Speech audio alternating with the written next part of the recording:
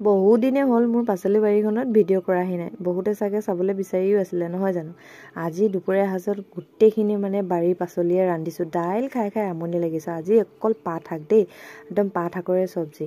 আৰু আজি মোৰ কি ইমান মানে চালাড অকণমান খাবলৈ মন গৈছে। বহুত দিনে হ'ল, প্ৰায় এসপ্তাহমান হ'ল খোৱা নাই। এয়া টিকলু টিকলু গাজৰ চাওকচোন লগাইছোঁ আৰু যাব। এতিয়া আচলতে বৰষুণ দিলে যে মাটিটো কোমল হৈছে, অলপ অলপ ডাঙৰ হৈছে। তাকে দুটাহে লৈছোঁ আৰু বাকীখিনি ডাঙৰ হওক বুলি এৰি দিছোঁ। দুপৰীয়া সাজত মোৰ চালাড অকণমান হ'লেহে মানে মনটো ভাল লাগে আকৌ।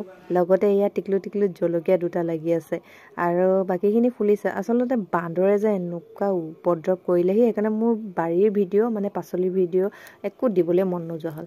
এয়া কবি দুটা আছেগৈ, বাকীকেইটা খালোঁ। লগতে বৰবিলাহী ফুলিছে।